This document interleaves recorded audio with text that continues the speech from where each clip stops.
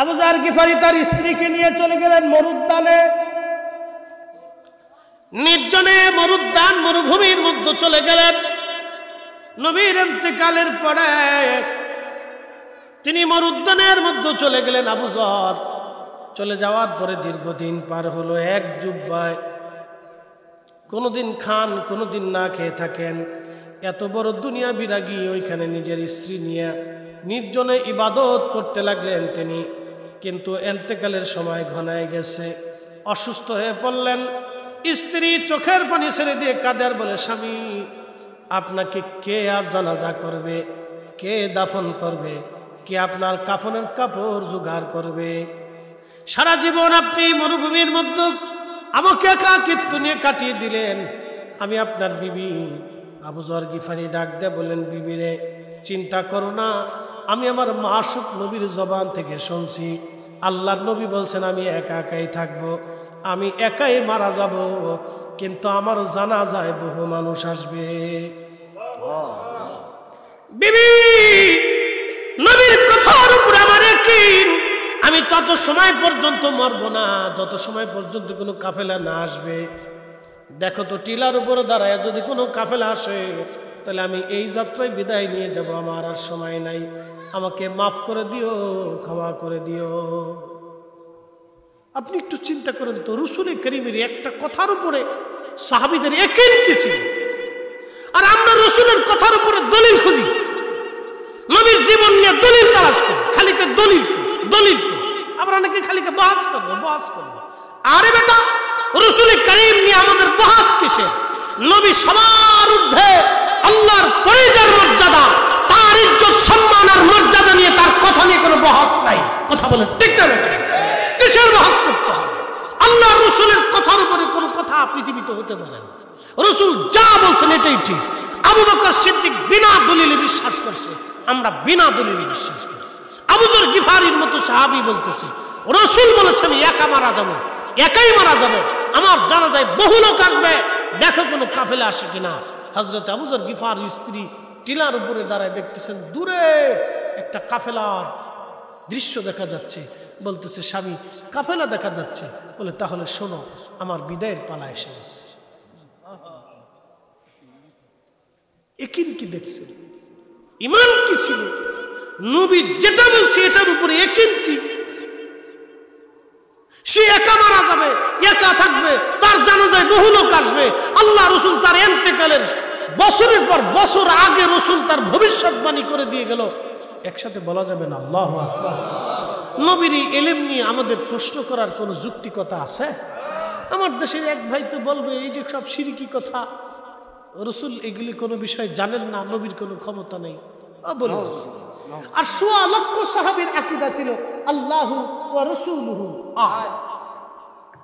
আল্লাহ জানে, নবী জানে, আল্লাহ জানে, রাসূল জানে। একসাথে বলবেন আল্লাহু আকবার।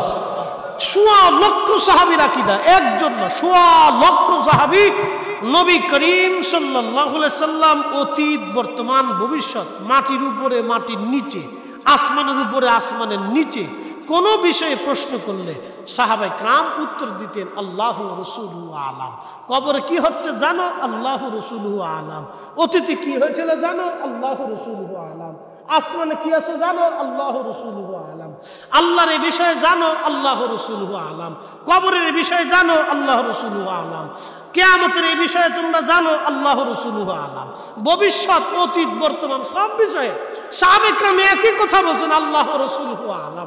আল্লাহ জানে, নবী জানে, আল্লাহ জানে, নবী জানে, আল্লাহ জানে, নবী জানে। আমরা যখন বলি আল্লাহ জানে, নবী জানে, আমরা শিরকি বেদাতি হইছি। আর উন্ডা এসে এখন আমরা শিরকি বেদাতি বানাই, উন্ডা বিরাট বড় একবারে হক্কানি ঠক্কানি ফক্কানি বহুত কিছু বলি, একবারে নিজের লেভেল লাগাই দিচ্ছে। খুব সুন্দর, পাবলিকে মনে করছে মা সুন্দর, পাগড়ি সুন্দর, চেহারাও সুন্দর। চেহারার পাগড়ি দেখে কি কিয়ামতের ময়দানে আল্লাহ বিচার করবে? এগুলি দেখে বিচার হবে। মোহতারাম উপস্থিতি, বুঝে যাওয়াটা জরুরি। আবু যর গিফারি রাদিয়াল্লাহু আনহু জানাজায় যিনি উপস্থিত হয়েছিলেন এবং তার ওই কাফেলার যিনি প্রধান ছিলেন, তিনি এই উম্মতের সর্বশ্রেষ্ঠ মুফতি হযরত আব্দুল্লাহ ইবনে মাসউদ রাদিয়াল্লাহু আনহু। তিনিও কাফেলা নিয়ে আসলেন। আবু যর গিফারি ইন্তেকাল করলেন। দেখলেন আবু যর গিফারি রাদিয়াল্লাহু আনহু, নবীর এই কথা তিনারও স্মরণ হয়ে গেল। জানাজার কাপড়, উত্তম কাপড় দিয়ে তার কাফন দাফনের ব্যবস্থা করে তার জানাজা হলো, দাফন হলো। হযরত আব্দুল্লাহ ইবনে মাসউদ রাদিয়াল্লাহু আনহু এক জামাত সাহাবায়ে কেরাম নিয়ে সফর করার সময় তিনি তার জানাজা ওইভাবে পড়িয়েছিলেন। এক মরুভূমির ভিতরে তার জানাজার নামাজ হলো, অনেক মানুষের উপস্থিতিতে। কে পড়াইলেন? হযরত আব্দুল্লাহ ইবনে মাসউদ। সুসংবাদ কে দিয়েছিলেন? রাহমাতুল লিল আলামিন। সুবহানাল্লাহ। আল্লাহর কসম করে বলি, নবী পাকের একটা কথাও পৃথিবীর আকাশ ভেঙে যাবে, তো সাগর শুকিয়ে যাবে, পৃথিবী পড়ে যাবে, নবীর কথা কখনোই মিথ্যা হবে না। কথা বলেন ঠিক না বেঠিক? ইয়াকিন রাখতে হবে, একবারে পরিপূর্ণ বিশ্বাস রাখতে হবে। এই পরিপূর্ণ বিশ্বাস রাখতে গিয়ে সুমাইয়া রাদিয়াল্লাহু আনহার জীবন চলে গেছে। হযরতে ইয়াসার রাদিয়াল্লাহু আনহু জীবন চলে গেছে। বেলাল রাদিয়াল্লাহু আনহুর পিঠের চামড়া চলে গিয়েছে। খাব্বাব রাদিয়াল্লাহু আনহুর পিঠের গোশত উঠিয়ে ফেলে দেওয়া হয়েছে। তারপরে তারা বিশ্বাস ছেড়ে দেয়। সাহাবায়ে কেরাম সংসার ছেড়েছে, দেশ ছেড়ে দিয়েছে, সম্পদ ছেড়ে দিয়েছে, নবী পাকের প্রতি বিশ্বাস তাদের ছেড়ে আসে। আমাদেরকে ওইভাবে ইয়াকিন রাখতেই হবে, আহলে সুন্নাতুল জামাতি হক। কথা বলেন ঠিক না বেঠিক? এটাই চূড়ান্ত ফয়সালা। এখন কে এই জামাতে থাকবে, কে থাকবে না, সেটা তার ব্যক্তিগত বিষয়। কেউ থাকলেও এটা হক, না থাকলেও এটা। আহলে সুন্নাতুল জামাত কোন ব্যক্তিকে দিয়ে পরিচালিত না, এটা আল্লাহ রাসূলের জামাত। এই জামাত সাহাবায়ে কেরামের জামাত, আউলিয়া কেরামের জামাত। কথা বলেন ঠিক না বেঠিক?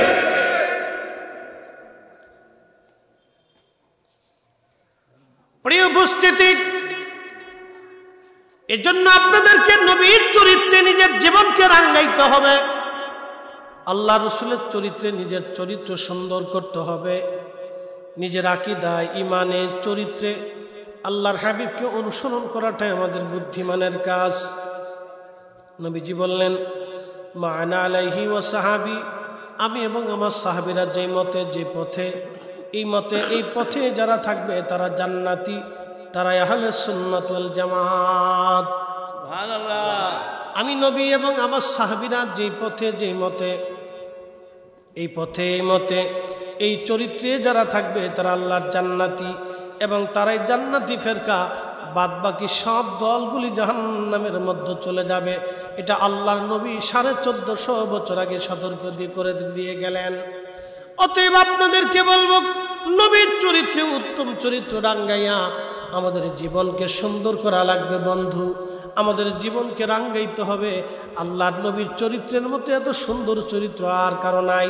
একবারে নির্ভুল, নির্বাক্যে, নিশ্চিন্তায় যার চরিত্র গঠন করতে পারবেন তিনি নবী। আল্লাহর কোরআন বলল, ওয়া ইন্নাকা লাআলা খুলুকিন আযীম। আযীম আল্লাহর ভাষায় আযীম, আল্লাহর জবানে আযীম। আপনি নবী মহান চরিত্রের আধার। আপনি নবীর আগে এত বড় সুন্দর চরিত্র কারো ছিল না। আপনি নবীর চরিত্রের পরে এমন চরিত্র কারো হবে না। আপনি নবীর চরিত্র মহান, আল্লাহ নিজে সার্টিফিকেট দিয়েছেন আপনি মহান।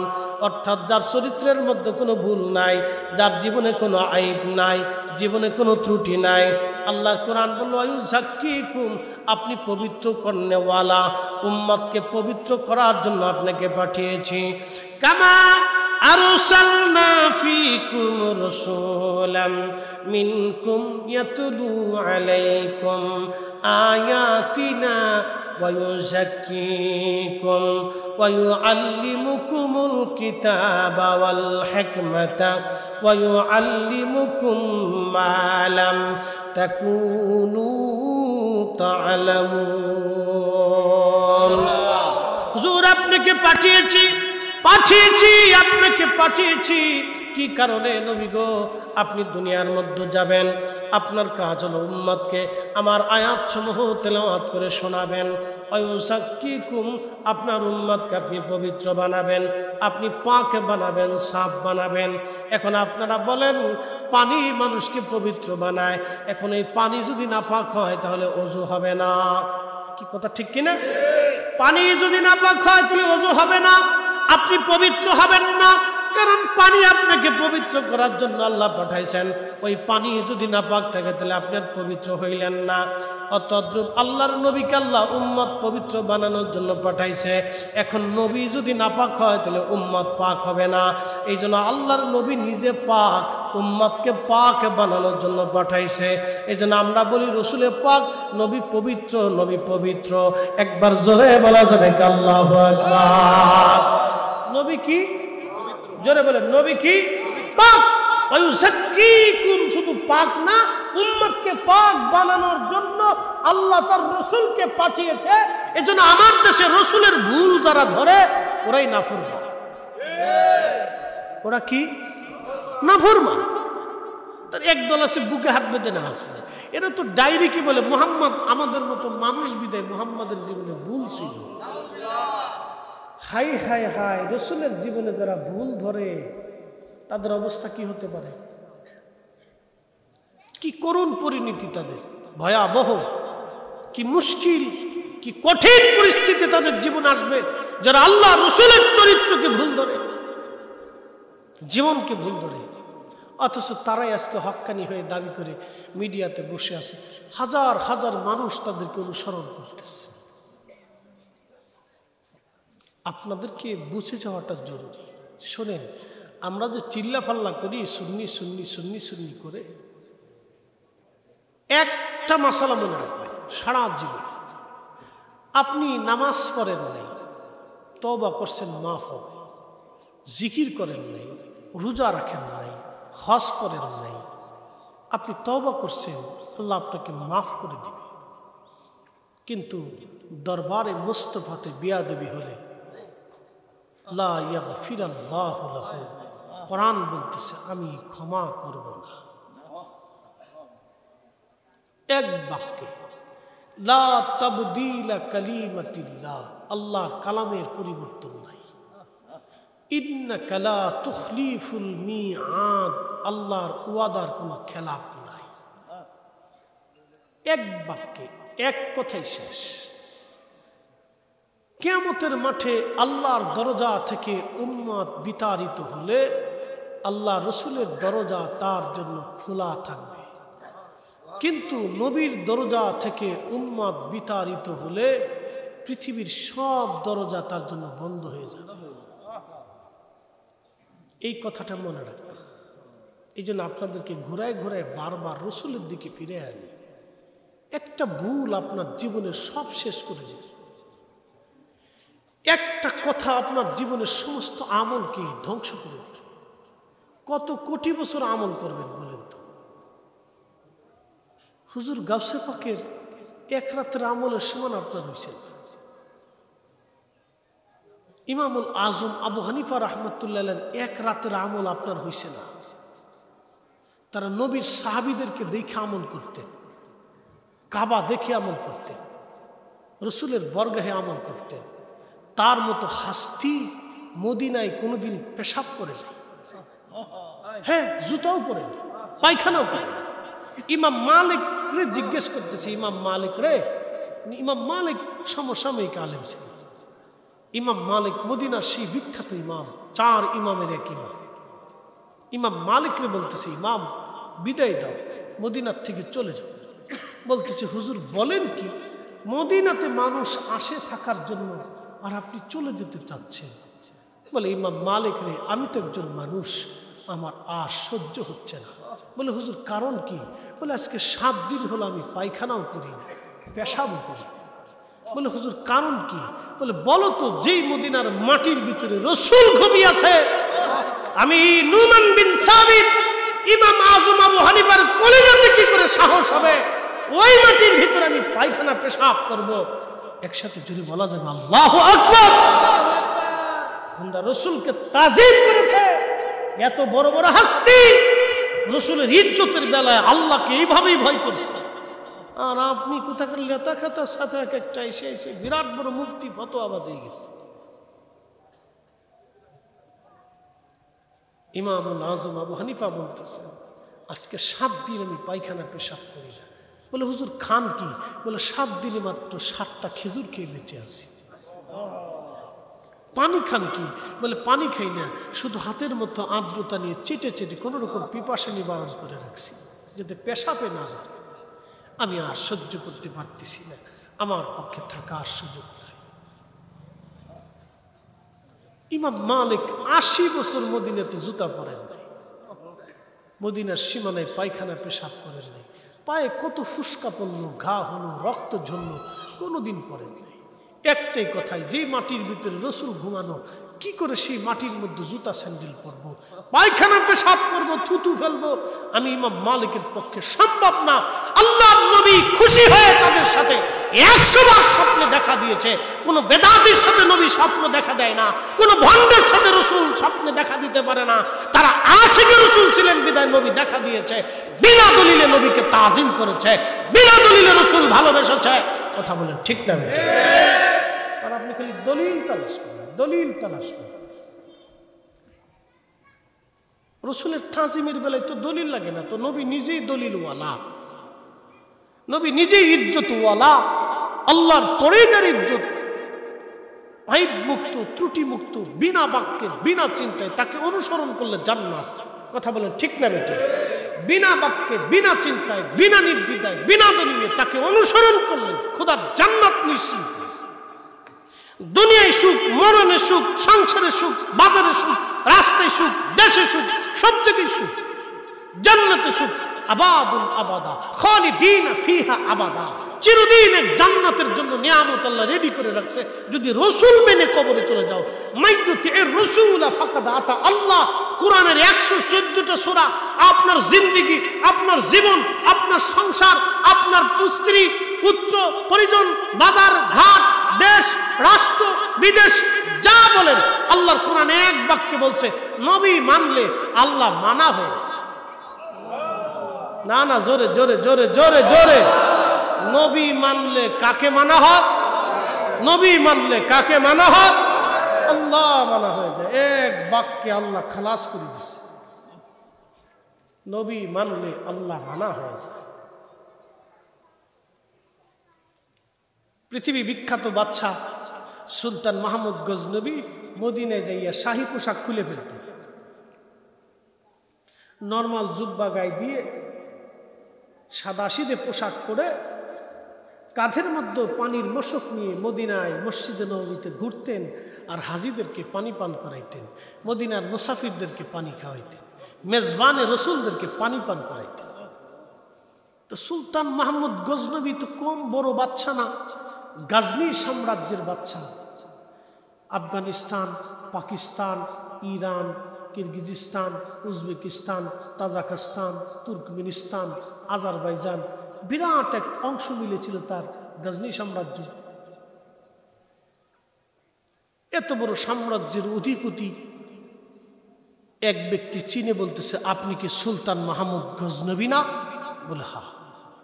শাহী পোশাক খুলে, নরমাল পোশাক পরে, মশক কাঁধে করে মদিনার মানুষকে পানি পান করাচ্ছেন। বলতেছে, বেটা আল্লাহর বান্দা, তুমি জানো আমি কার দরবারে আসছি? আমি সুলতান মাহমুদ তো গজনীর বাদশা, আর আমি যার দরবারে আসছি আমি দুজাহানের বাদশা।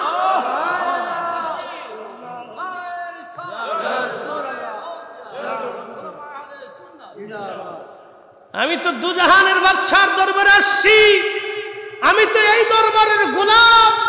গোলামের কাজ কি বাদশাহী পোশাক পরা? আমি গোলামের পোশাক পরে গোলামি করতেছি। একসাথে বলবেন আল্লাহু আকবার। যার দৃষ্টি রসুল করিমের প্রতি যেরকম, বাবাজি দলিল দিয়ে মহব্বত নবীর প্রতি আনানো যায় না। এটা মহব্বত, ভালোবাসাটা রসুলের জন্য আলাদা নিয়ামত। আমরা রে আল্লাহ দয়া করে সামান্য একটু হলেও দয়া করে দিছে, এটা আমাদের 7 পুরুষের ভাগ্য। কি কথা কন না? কয় পুরুষের ভাগ্য? 7 পুরুষের ভাগ্য একটু হলেও দয়া করে দিছে। বুঝতে পারছেন? এই জন্য আপনারা কেয়ারফুল। রাসূল করিমের জীবন চরিত্রটাকে আমাদের ধরে নিতে হবে। ওনার এই বর্ণনা সারা জীবন করলেও শেষ হবে না। বড় বড় হাস্তিরা রাসূল করিম সাল্লাল্লাহু আলাইহি সাল্লামের দরবারের গোলাম ছিল। সুলতান মাহমুদ গজনবীর গোলামের নাম ছিল আয়াজ।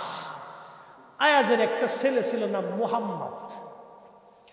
তো আয়াজ বলতেছে, মনিব, দীর্ঘদিন তো আপনার গোলামি করছি, আমি এখন বৃদ্ধ, অনুমতি দিলে আমার ছেলেটাকে আপনার কাজে নিয়োজিত করতে চাই।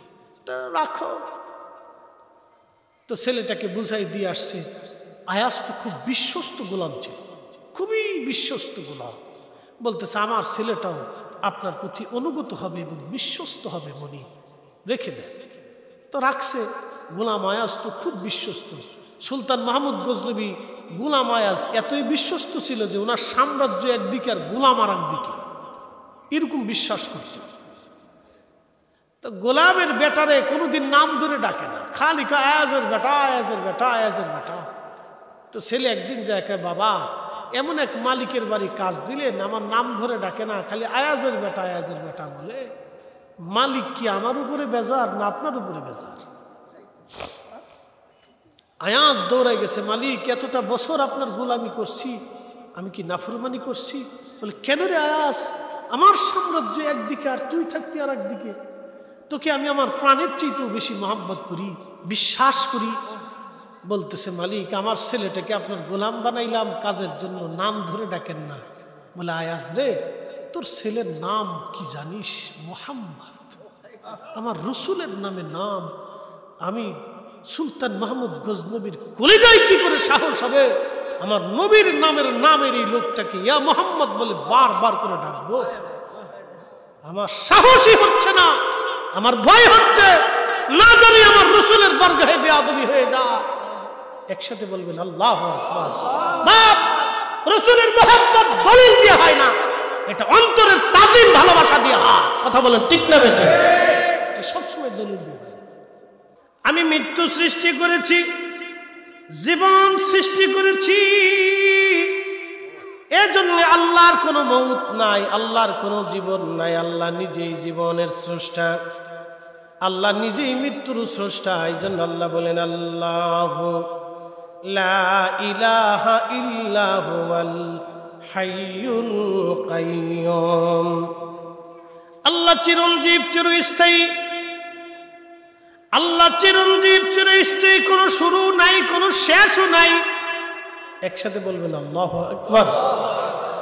আল্লাহর কোনো শুরু নাই, শেষ নাই। আল্লাহ কাল মুক্ত, অতীত মুক্ত, বর্তমান মুক্ত, ভবিষ্যৎ মুক্ত। অতীতও তিনার সৃষ্টি, বর্তমানও তিনার সৃষ্টি, ভবিষ্যৎও তিনার সৃষ্টি। এই জন্য আল্লাহ কাল মুক্ত, সমস্ত কাল থেকে আল্লাহ মুক্ত, সমস্ত স্থান থেকে আল্লাহ মুক্ত। এই স্থানের স্রষ্টা আমার আল্লাহ, এই আলোর স্রষ্টা আমার আল্লাহ, এই অন্ধকারের স্রষ্টা আমার আল্লাহ। এখন বাংলাদেশের রাত, পৃথিবীর সমস্ত শক্তি যদি একত্রিত হয়, বাংলাদেশের দিন বানাইতে পারবে না। কথা ঠিক কিনা? পৃথিবীর সব শক্তি যদি একত্রিত হয়, আজকে বাংলাদেশে এখন দিন বানাইতে অসম্ভব।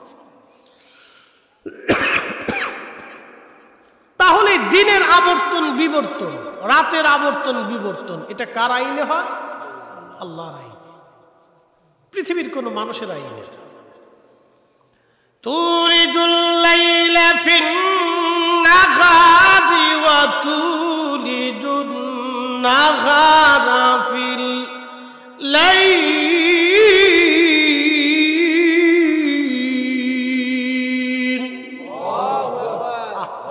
আল্লাহর কথা কত চমৎকার। আল্লাহর কোরআন বলল, আল্লাহর পবিত্র জবানে আমার মালিক আমাদেরকে ঘোষণা করে জানাই দিলেন রাতের আবর্তন বিবর্তন, দিন থেকে রাত, রাত থেকে দিন যিনি করান তিনি আল্লাহ। পৃথিবীর কোনো শক্তি, কোনো বিজ্ঞান, কোনো জ্ঞান এখানে হাত দিতে পারবে না। কোনো জ্ঞান, কোনো বিজ্ঞান এখানে হাত দিতে পারে নাই। আবর্তন বিবর্তন সব মালিকের হাতে। সূর্য তার নিজের শক্তিতে চলমান হয় না, সূর্য আল্লাহর শক্তিতে চালিত হয়। আল্লাহ যেইভাবে চালান সেইভাবে সূর্য উদয় হয়, সেইভাবে অস্ত যায়। আল্লাহ যেইভাবে চায় সেইভাবে আল্লাহ শীত এবং গরম আল্লাহ দেয়। ফটিকছড়ির মুসলমান খুবই মনোযোগ দিয়ে শুনে যাবেন। আমরা মানুষ, মুসলিম, পৃথিবীর মধ্যে সবচাইতে শ্রেষ্ঠ জাত আমরা। আমাদের চাইতে উত্তম জাত পৃথিবীতে নাই। বর্তমানে পৃথিবীতে মানুষ আছে এই 800 কোটি। 800 কোটি মানুষ ছাড়া পৃথিবীতে আরো 4 লক্ষ প্রজাতির জীব আছে। জীবন বিজ্ঞানের গবেষণায় পৃথিবীতে আরো 4 লক্ষ প্রজাতির জীবন আছে, কিন্তু কোন জীবনকে আল্লাহ পাক শ্রেষ্ঠত্ব দেয় নাই। কুনতুম খায়রা উম্মাহ বলেন নাই। আদম শফিউল্লাহ থেকে ঈসা রুহুল্লাহ পর্যন্ত আল্লাহ 1,24,000 নবী এবং রসুল পাঠিয়েছেন। কোন নবী রসুলের উম্মতের ব্যাপারে আল্লাহ কুনতুম খায়রা উম্মাহ বলেন নাই। একমাত্র আমাদের নবীর কারণে, নবীর ইজ্জতের দিকে তাকাইয়া আল্লাহ আমাদের ব্যাপারে বললেন কুনতুম খায়রা উম্মাতিন উখরিজাত লিন-নাস।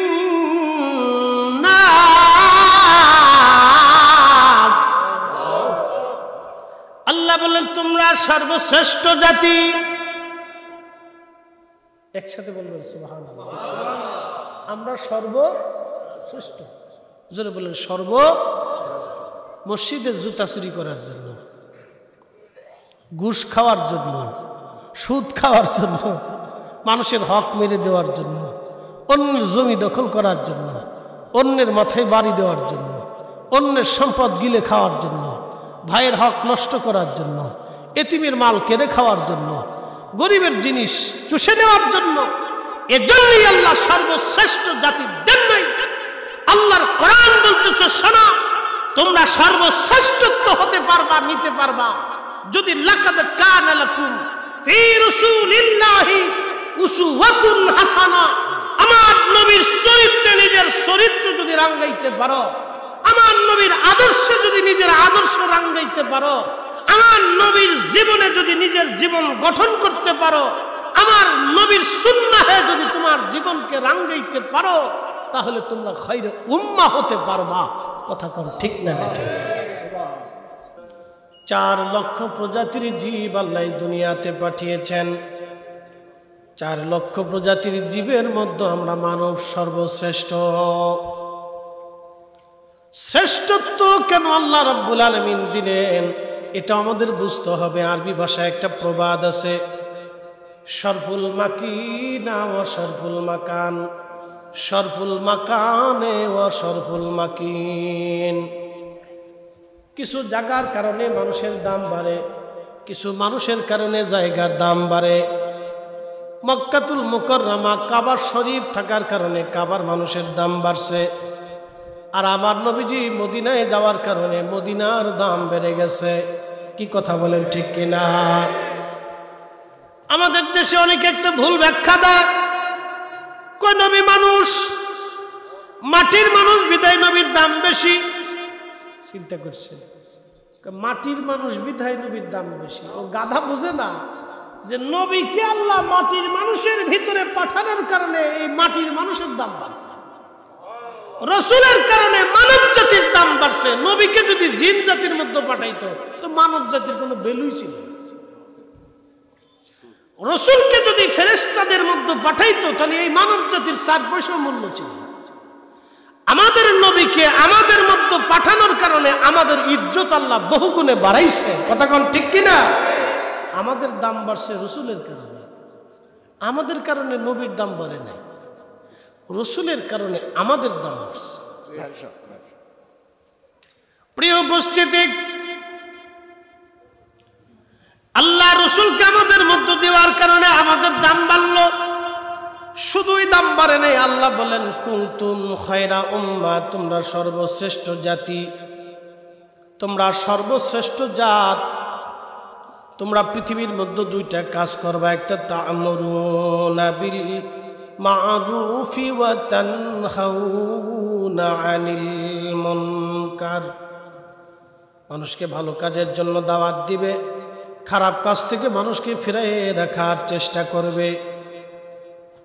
কিন্তু এই খারাপ কাজ, ভালো কাজের দাওয়াত সবাই দিবে না, সাধারণ মানুষের কাজ না, এটা আলেমদের কাজ, এটা ওলিদের কাজ। আল্লাহর কোরআন ও আয়াতে আল্লাহ বলেন ওয়ালতাকুম মিনকুম উম্মাতুন ইয়াদউনা ইলাল খায়রি ওয়া ইয়া'মুরুনা বিল মা'রুফি ওয়া ইয়ানহাউনা আনিল মুনকার।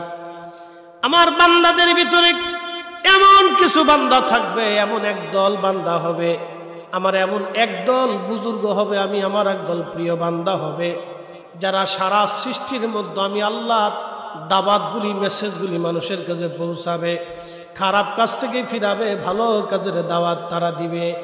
একদল বান্দা, এক জমাত, সবাই না, এক জমাত। সবাই যদি দাওয়াত দেয় তাহলে ডাক্তার কে হবে, সবাই ডাক্তার হলে রুগী কে হবে, সবাই ড্রাইভার হলে প্যাসেঞ্জার কে হবে, সবাই প্যাসেঞ্জার হলে ড্রাইভার কে হবে। সবাই যদি আলেম হয় তো ইমাম হয় তো মুসল্লি হবে কি? সবাই যদি ওলি হয় তো ওলির সাথী হবে কি? সবাই যদি নবী হয় তো উম্মত হবে কি? এজন্য আল্লাহ সবাইরে নবী বানান নাই, বাছাই বাছাই করে নবী বানিয়েছেন। সবাইরে ওলি বানান নাই, বাছাই বাছাই করে বানাইছেন। কি কথা কন না কেন? আল্লাহর কোরআনের ভাষা অনেক চমৎকার। ওয়ালতাকুম মিনকুম উম্মাতুন ইয়াদউন, এক জমাত থাকবে যারা মানুষকে ডাক দিবে। এখন প্রশ্ন করি, খাজা বাবা আজমেরি মানুষকে আল্লাহর দিকে দাওয়াত দিয়েছিলেন। উনি সেই সময় একা, না ছিল হাজার হাজার মাদ্রাসা, না ছিল লক্ষ লক্ষ মসজিদ, না ছিল লক্ষ লক্ষ আলেম, না ছিল কোটি কোটি মুসলমান। উনি একা ভারতের আজমিরে এসে কালেমার দাওয়াত দিয়ে রন্দে রন্দে ঘুরলেন আর দাওয়াত দিলেন, ঘুরলেন আর দাওয়াত দিলেন, ঘুরলেন আর বললেন। কি জবানের ফয়জুদ! বলতে বলতে দাওয়াত দিতে দিতে দিতে দিতে তৎকালীন এই দুর্ভেদ্যের জমানাতে কঠিন সিচুয়েশনে 1 কোটি মানুষ কালেমা পড়ে মুসলমান হলো। একসাথে বলা যাবে না আল্লাহু আকবার? এই জন্যই আল্লাহ বলছে তোমরা তাদের সঙ্গী হও, তাদেরকে ভালোবাসো।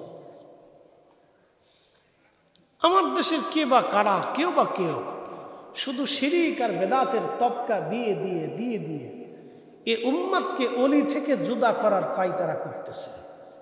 কি কথা কর না কেন? অলি থেকে জুদা করা, পার্থক্য করে সরিয়ে দেওয়ার জন্য চেষ্টা চালাইতেছে। কিন্তু হাজার বছর চেষ্টা করলেও অলি থেকে মানুষকে জুদা করা সম্ভব হবে? এটা অসম্ভব। আল্লাহ তাদেরকে নির্বাচিত করেই পাঠিয়েছে। এই অলিরা মানুষকে হকের দাওয়াত দিয়েছেন। প্রিয় নবীর আদলে, আল্লাহর হাবিবের চরিত্রে নিজেদের চরিত্র তারা রাঙিয়েছেন। খুবই মনোযোগ দিয়ে কথা শুনবেন। আল্লাহর নবী বলেন, ও আমার উম্মত, মান আহাব্বা সুন্নতি, তোমরা যদি আমার আদর্শকে ভালোবাসো। সুন্নাহ শব্দের অর্থ হলো রীতি, নীতি, পথ। যেই রীতি, যেই নীতিতে, যেই পথে আল্লাহর হাবিব এবং সাহাবীরা পরিচালিত, আল্লাহর নবীর সাহাবীরা পরিচালিত হয়েছেন এবং আল্লাহর নবী সাহাবায়ে কেরামকে দিক নির্দেশনা দিয়েছেন। আল্লাহর নবী যে কাজগুলি করেছেন, এই কাজগুলি হলো সুন্নাহ। ও আমার নবীর উম্মতেরা শুনে যান। আল্লাহ রসুল বলেন, উম্মত মান আহাব্বা সুন্নতি, তোমরা আমার সুন্নাহকে যারা মহব্বত করবে, ফাকাদ আহাব্বানি, তারা আমি নবীকেই ভালোবাসবে। এখানে সুন্নতের গুরুত্ব, আদর্শের গুরুত্ব। আমাদের সমাজ আমাদের ফ্যামিলি, আমাদের রাষ্ট্র, সুন্দর একটা পৃথিবী, সুন্দর একটা ব্যবস্থা, আমরা আমাদের জীবন চালাই। শুরু হয় বিবাহের মাধ্যমে একটা জীবন, বিবাহের মাধ্যমে একটা জীবন শুরু হয়, বৈবাহিক বন্ধনের মাধ্যমে স্বামী স্ত্রীর মাধ্যমে একটা ফ্যামিলির জীবন শুরু হয়। আমাদের বাবা মার সূত্রপাতটা হয়েছিল বৈবাহিক বন্ধনের মাধ্যমে।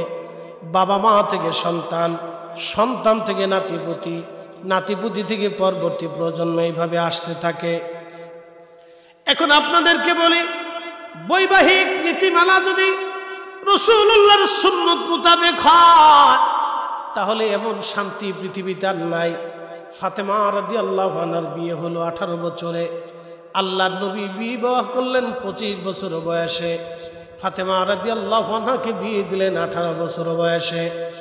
হযরত ফাতেমাকে একেবারে সাদা সিধা মোতাবেক নবীজি বিবাহ দিলেন। আলীকে বলেন, আলী তোমার কি আছে? বলে, ইয়া রাসূলুল্লাহি, দেওয়ার মতো আমার আর কিছুই নাই গো নবী। হুজুর, আমার ঘরের মধ্যে একটা বল্লম আছে, একটা লোহার পোশাক আছে, যে পোশাক পরে আমি জিহাদের ময়দানে যাই।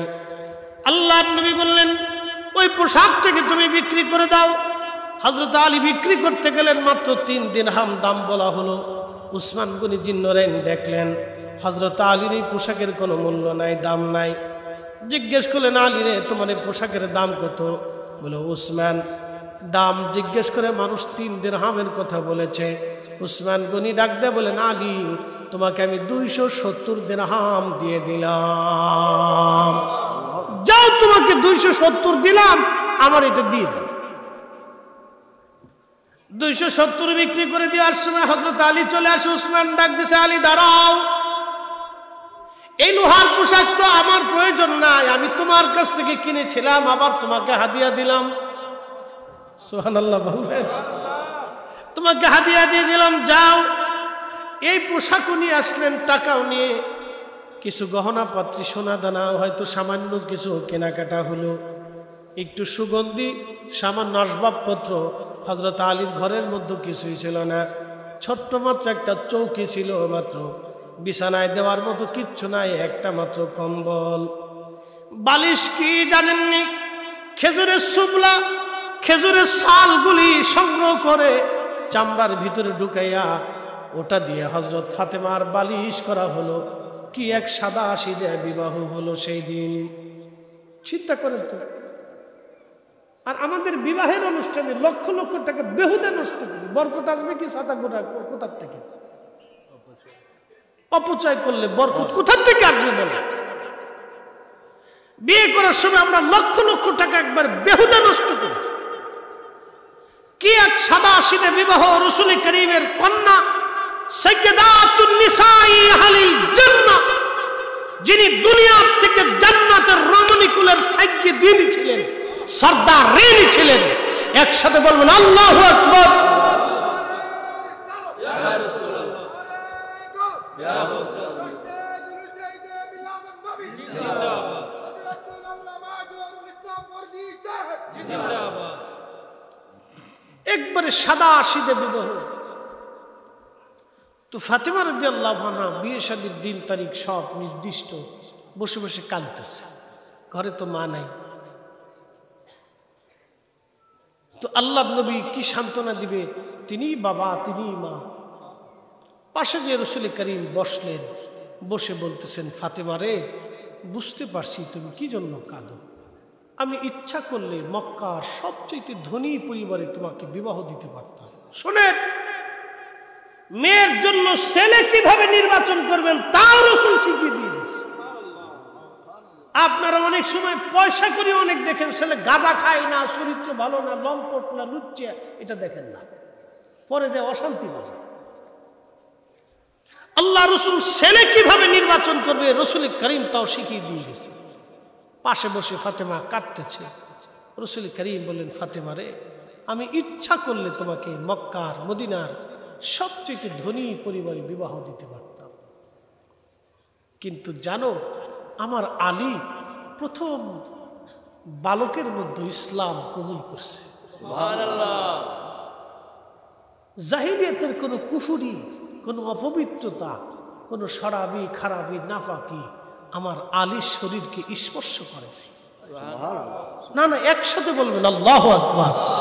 তার চরিত্রের সার্টিফিকেট আমার রাসূল মেয়ের পাশে বসে বসে দিচ্ছে, ফাতেমা রে, আমার আলীর শরীরে জাহেলিয়াতের কোনো নাফাকি আমার আলীর শরীর স্পর্শ করে নাই।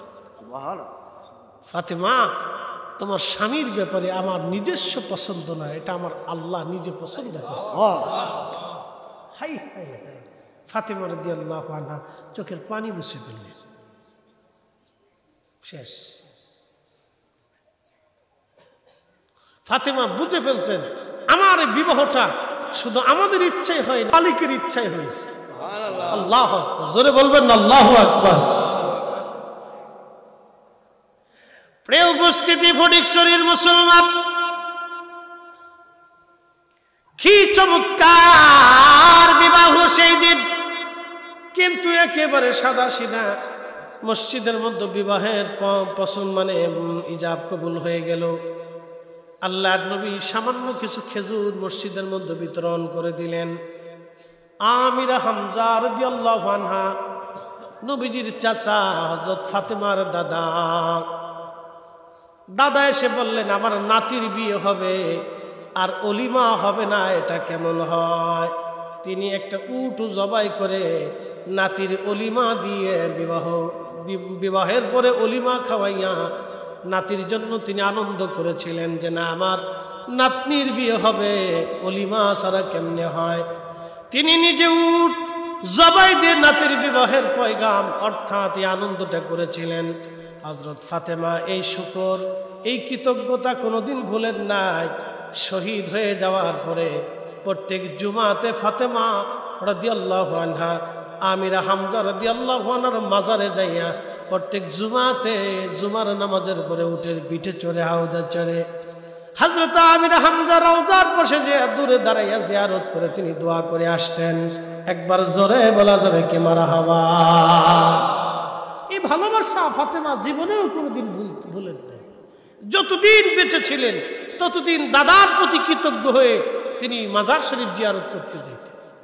আর আমরা নাতিরা দাদা মরে গেলে ও আর খোঁজি নেই, দাদি মরে গেলে ওটা খোঁজি নেই।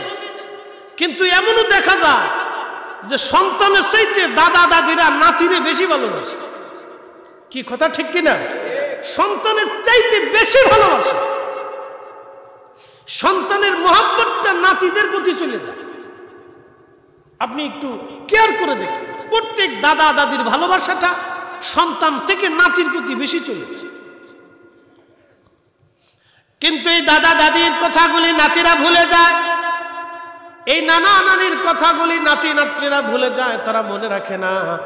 এটার নাম অকৃতজ্ঞতা, এটার নাম বেঈমানি, আমাদের আঞ্চলিক ভাষায় বলে নিমক হারামি। প্রিয় মুসলমান আমার, তাহলে বিবাহিক মাধ্যমে আমাদের জীবন শুরু হলো। এই বিবাহটা যেন আমাদের নবীর চরিত্রে, নবীর আদর্শে, নবীর সুন্নতে, সাহাবায়ে কেরামের সুন্নতের মধ্যে হয়। একবার জোরে বলা যাবে ঠিক না বেঠে? আচ্ছা, রাসূল করিম তো ছেলে পছন্দ করেন কি দেখা? চরিত্র দেখা। রাসূল করিম সাল্লাল্লাহু আলাইহি সাল্লাম ফরমান, আমার উম্মত কিয়ামতের মাঠে আল্লাহ সব নেকিগুলি ওজন দিবে, কিন্তু বান্দার উত্তম চরিত্রটা কিয়ামতের ময়দানে বেশি ওজন হয়ে যাবে। সুবহানাল্লাহ। উত্তম চরিত্র। আমাদের দেশে কিছু মানুষ আছে দেখবেন বেহুদে বকাবকি করে, আছে না ভাই? একবারে বেহুদে বকাবকি, বেহুদে উচ্চবাচ্য, বেহুদে এক বদ চরিত্র। এগুলি হচ্ছে পারিবারিক শিক্ষা। ছোট্ট কাল থেকে বাচ্চাদেরকে উত্তম চরিত্র ওয়ালা হিসেবে গড়ে তোলানোর জন্য তাদেরকে ব্যবহার, ভাষা, আচার আচরণ সন্তানদেরকে শিখায় শিখায় বড় করতে হয়।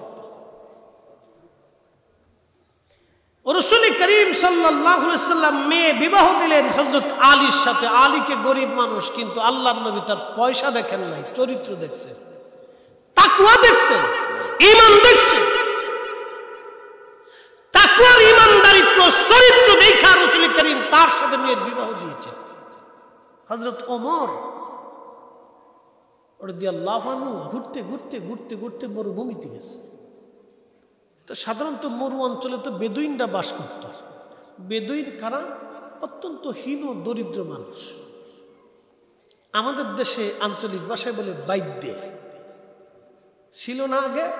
বিভিন্ন নৌকায় টকায় দিয়ে ঘুরিয়ে ঘুরিয়ে এখানে যাইতো ওখানে যাইতো, সাপের খেলা দেখাইতো, সিঙ্গে লাগাইতো, এই বিভিন্ন তাবিজ কবজ হাবিজাবি দিয়ে ওরা এই মানুষের ভক্তি ভক্তি দিয়ে কিছু পয়সা করে রুজি করে ওরা টুং টুং পাইতে সংসার চালাইতো। আমরা দেশে বলতাম আমরা আঞ্চলিক ভাষায় বাইদ্যে, বেরাজ্যে, চট্টগ্রামে বেরাজ্যে, আমাদের ফরিদপুরের ভাষাকে বাইদ্যে। এই বেরাজ্যে বাইদ্যে এটা হলো আমাদের আঞ্চলিক ভাষার। আরবে বলে বধু, বেদুইন। তো এই বধু অঞ্চলে হযরত ওমর রাদিয়াল্লাহু আনহু ঘুরতে ঘুরতে ঘুরতে ঘুরতে গেছে। রাত গভীর লক্ষ্য করলেন যে এই একটা ঘরের মধ্যে টঙের মধ্যে মিটমিট করে আলো জ্বলতেছে। তো হযরত ওমর রাদিয়াল্লাহু আনহু ধীরে ধীরে কাছে গেলেন, এই বাইদ্যের ঘরের পাশে দাঁড়াইয়া চুপচাপ দাঁড়ায় রয়েছেন, দেখি ভিতরে কি হয়। খলিফাতুল মুসলিমিন তো ভিতর থেকে এক মহিলার আওয়াজ আসতেছে, মা, মেয়েরে দুধের সাথে একটু পানি বেশি করে মিশাও। আচ্ছা, আপনারা একটু বলেন তো, আমাদের দেশে কি দুধের সাথে পানি মিশানো বন্ধ হয়েছে? কথা বুঝেন না মনে হয়? দুধের সাথে পানি মিশানো কি বন্ধ হয়েছে? আমের সাথে ফরমালিন মিশানো কি বন্ধ হয়েছে? ফলের সাথে 2 নম্বরই মিশানো কি বন্ধ হয়েছে? খাবারে ভেজাল কি বন্ধ হয়েছে? এগুলি করে কারা? কুত্তায় না মানুষে? তাহলে তারা মানুষ হইল কেমনে বলেন তো? তারা কি করে মানুষ হইল? যারা মানুষের খাবারে ভেজাল মিশায়, বিষ মিশায়, তারা মানুষ হয় কেন? মুসলমান পরে আসেন, মাসে তো মানুষই হয় না। কি কথা কন না বুঝছেন? মানুষ হয় নাই, মুসলমান তো আরো পরে আসে। আল্লাহ বলেছে, লা তামুতুন্না, মৃত্যুবরণ করিও না, ইল্লা ওয়া আনতুম মুসলিমুন, মুসলমান না হয়ে তুমি কবরে আইসো না, আসলেই বিপদ। মুসলমান হয়ে তুমি কবরে আসো তো যে মানুষের খাবারে বিষ মিশায়, শিশুর খাবারে বিষ মিশায়, মানুষের খাবারে ভেজাল দেয়, যে মানুষের বিষ মিশিয়ে কিডনি ফসাচ্ছে, এই ব্লাড ক্যান্সারের রূপ নিচ্ছে, মানুষের মস্তিষ্কের রক্তক্ষরণ বাড়তেছে, হাই প্রেশার বাড়তেছে, মানুষের ডায়াবেটিস আসতেছে, এই ভেজাল খাবারগুলি যারা খাওয়াচ্ছে, যারা দিচ্ছে, অধিক মুনাফার লোভে যারা মানুষের রক্ত নষ্ট করে দিচ্ছে, আল্লাহর কসম করে বলি, মক্কা ঘরে 40,000 বছর ইবাদত করলো মুসলমান তো দূরের কথা, ও মানুষই হয় না। কি কথা কন না কেন? ঠিক কিনা? ও মানুষই হয় না, ও মানুষই হয় না। প্রিয় মুহতারাম ফটিকছড়ির মুসলমান, হযরত ওমর রাদিয়াল্লাহু আনহু পিছনে দাঁড়ায় চুপচাপ শুনতেছে। মহিলা ডাক দিয়ে বলে, মেয়ে, দুধের সাথে পানি একটু বেশি করে মিশাও। আমার মা বোনেরা, কথাগুলি ভালো করে শুনে যাবেন, এখান থেকে আপনাদের জীবনে অনেক বড় শিক্ষা আছে। মেয়েটা ডাক দিয়ে বলল, মারে, দুধের সাথে পানি যে মিশাবো, হযরত ওমরের গোয়েন্দা যদি জানে, কালকে বিচার হবে রে মা। আল্লাহু আকবার। উচ্চস্বরে সবাই বলবেন আল্লাহু আকবার। হযরত ওমর কিন্তু পিছনে দাঁড়িয়ে দাঁড়িয়ে শুনতেছেন মা আর মেয়ের কথা। হযরত ওমর রাদিয়াল্লাহু আনহু শুনেন। মেয়েটাকে মা ডাক দিয়ে বলে, মারে, ওমরের গোয়েন্দা কি করে জানবে যে আমরা এই গভীর রাত্রে দুধের সাথে পানি মিশাই? তুমি দুধের সাথে পানি বেশি করে মিশাও, অধিক মুনাফা আমাদের আসবে। মেয়েটা ডাক দেখায়, মা, ওমরের গোয়েন্দা যদি নাও জানে, আমি দুধের সাথে পানি মিশাইব না, আমার আল্লাহ নিজে দেখতেছে। চিৎকার করে জোরে বলবেন আল্লাহু আকবার। এটাই রাসূলের চরিত্র। এই চরিত্র যদি কোনো মানুষের মধ্যে আসে, সমাজ সুন্দর হয়ে যাবে, জীবন সুন্দর হয়ে যাবে। মেয়েটার এই সুন্দর চরিত্র দেখে হযরত ওমর গোলামকে বললেন, জায়গাটা নির্বাচন করো। কালকে সকালবেলা এখানে আসা লাগবে খোঁজ খবর নেওয়ার জন্য। হযরত ওমর চলে গেলেন। ফজরের নামাজ পড়ার পরে গোয়েন্দাদেরকে পাঠায় বললেন, যাও ওই পরের বাড়ির খবরটা নিয়ে আসো। গোয়েন্দারা এসে জানতে পারলো ওই মহিলার স্বামী মারা গেছে, মেয়েটা এতিম, তারা মাত্র দুধ বিক্রি করে কোনো রকম সংসার চলে। হযরত ওমর ডাক দিলেন, ও আমার ছেলেরা তোমরা দাঁড়াও, কে বিয়ে করবা?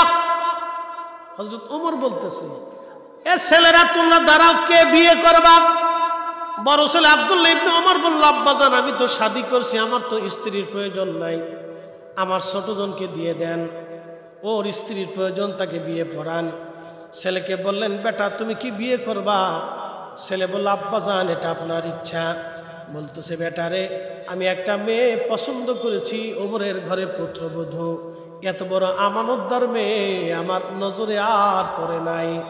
অন্ধকার রাত্রি, ক্ষুধার ভয়ে, আল্লাহর ভয়ে যে মেয়েটা দুধের সাথে পানি মিশায় না, মায়ের হুকুম পাওয়ার পরেও, মা চাপাচাপি করার পরেও, নিজের জন্মদাতা মা, জন্মদাত্রী মা মেয়েকে অন্যায় কাজ করার পরেও, বলার পরেও যে মেয়েটা আল্লাহর ভয়ে নিবৃত হয়ে গেল, দুধের সাথে পানি মিশাইল না রে বাট বেটা, এই মেয়েটাই ওমরের পুত্রবধূ দরকার। ছেলে বলল, বেটা আপনার পছন্দ, একটা বেদুইন পরিবারে হযরত ওমরের ছেলের বিয়ে হবে আজ, তাও দুধ বিক্রি কর্নেওয়ালার ঘরে।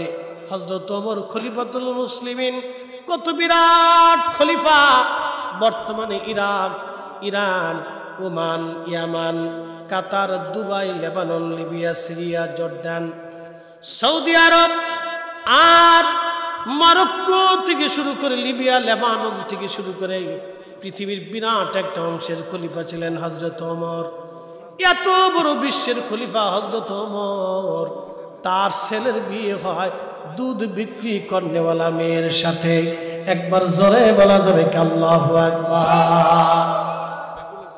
পয়সা করি দেখা না চরিত্র দেখা? জোরে বলেন। আপনার মেয়ে ছেলেকেও বিয়ে করাবেন চরিত্র মায়া দেখা, চরিত্রওয়ালা মায়া দেখে যদি বিয়ে করান, তাহলে মৃত্যুকালে বেটার বউয়ের ধাক্কা শোনা লাগবে। কথা বুঝাইতে পারছি আপনাদেরকে? যদি আপনার সন্তানকেও চরিত্রওয়ালা মেয়ে দেখে বিয়ে করান, তাহলে বৃদ্ধকালে আপনাকে বেটার বউয়ের ঝাড়ি শুনতে হবে না, ধাক্কা দেখে লাগবে না, ঘরে অশান্তি লাগবে না। এর চাইতে সুন্দর পরামর্শ আমার কাছে আর নাই, এর চাইতে সুন্দর পরামর্শ আমার কাছে আর নাই। বৃদ্ধকালে আপনাকে বৃদ্ধাশ্রমে যেতে হবে না। যদি এইরকম আমানতওয়ালা মেয়ে দেখে বিয়ে করান, যে গভীর রাত্রিবেলাও আল্লাহর ভয়ে দুধের সাথে পানি মিশাই না, এটা অনেক বড় আমানতওয়ালা মেয়ে। রাসূল করিম সাল্লাল্লাহু আলাইহি ওয়াসাল্লাম ফরমান, হে আমার উম্মত, কিয়ামতের পূর্ব সময়ে আমানতের খেয়ানতে এত পরিমাণে ডিমোশন হবে, উম্মত দাউল আমানা, আমানতের খেয়ানত চলতে থাকবে, আমানতের খেয়ানত চলতে থাকবে, এত পরিমাণে আমানতের খেয়ানত হবে যে বাবা ছেলেকেই বিশ্বাস করতে পারবে না। কথা তো আজকে সত্য। অনেক বাবা তার ছেলেকে বিশ্বাস করতে পারে না যে ওর নামে যে জমির আমি লিখে দিব, ও কি জমি রাখবে না বিক্রি করে দেবে, কোনো গ্যারান্টি নেই। ওর নামে যে আমি সম্পদ লিখে দিব, তো সম্পদ লিখে যে দেওয়ার পরে ও আমাকে ঘরে রাখবে না ঘর থেকে বের করে দিবে, কোনো গ্যারান্টি নেই। আহা, কতটুকু ডিমোশন হলে, চরিত্রের ডিমোশন হলে একটা বাবা সন্তানকে বিশ্বাস করতে পারতেছে। আমাদের চারিত্রিক সামাজিক ভাবে কতটা ডিমোশনে গেলে একটা বাবা কলিজার টুকরা মা সন্তানকে বিশ্বাস করতে পারতেছে না। এটা আমাদের সামাজিক ব্যর্থতা, ব্যক্তিগত ব্যর্থতা, পারিবারিক ব্যর্থতা। আমরা পারি নাই রাসূল করিমের চরিত্রে নিজের চরিত্র রাঙ্গাইতে, পারি নাই খোলাফায়ে রাশিদিনের চরিত্র রাঙ্গাতে। রাসূল করিম বলেছেন, ফাআলাইকুম বিসুন্নতি, তোমরা আমার আদর্শকে অনুসরণ করবে, ওয়া সুন্নাতিল খুলাফায়ের রাশিদিন আল মাহদিন, আমার খোলাফায়ে রাশিদিনের চরিত্র তোমরা গ্রহণ করবে। একসাথে বলা যাবে মারহাবা। কিন্তু আমরা করতেছি না। এখানে আমরা অনেক বড় ব্যর্থ, আমাদের জীবন অনেক ব্যর্থ। প্রিয় উপস্থিতি আমার, হাজরাতে ওমর রাদিয়াল্লাহু আনহুর চরিত্র তো শুনাইলাম। এখন বলবেন হুজুর, ওই মেয়ের সাথে হযরত ওমরের ছেলের বিবাহ দিয়ে লাভ হইল কি? এবার আসেন পরিচয়টা দিয়ে যাই। ওই মেয়ের গর্ভে আল্লাহ আরেকটা মেয়ে দান করেছিলেন। ওই মেয়ের গর্ভে আল্লাহ আরেকটা মেয়ে দান করেছিলেন। সেই মেয়ের গর্ভে আল্লাহ একটা ছেলে দিয়েছিলেন। এই ছেলের নাম পৃথিবীর সর্বপ্রথম মুসলমানদের প্রথম মুজাদ্দিদ, মুসলমানদের দ্বিতীয় ওমর, ওমর ইবনু আব্দুল আজিজ রাহিমাহুল্লাহ। একবার জোরে বলা যাবে আল্লাহু আকবার। তেলের গাড়ি তেলে চলি, হাওয়ার গাড়ি হাওয়ায় উড়ে, বিনা তেলে চালায় গাড়ি নবী সুলাইমান। আমরা সেই মুসলমান, আমরা সেই মুসলমান। রক্ত কথা বলে, রক্ত কথা বলে, রক্ত কথা বলে। ওই মেয়ের রক্তে এমন একটা সন্তান আল্লাহ দিয়েছিলেন, ওমর ইবনে আব্দুল আজিজ। পৃথিবী বিখ্যাত একজন আলেম। এখানে অনেক উস্তাদুল আসাতিজারা বসে আছেন, যার ছাত্র হওয়ার যোগ্যতা আমার নাই। সোজা হিসাব, ছাত্র হওয়ারও যোগ্যতা নেই। পৃথিবীর একজন বিশ্ববিখ্যাত আলেম, তার নাম আব্দুল্লাহ ইবনে মুবারক।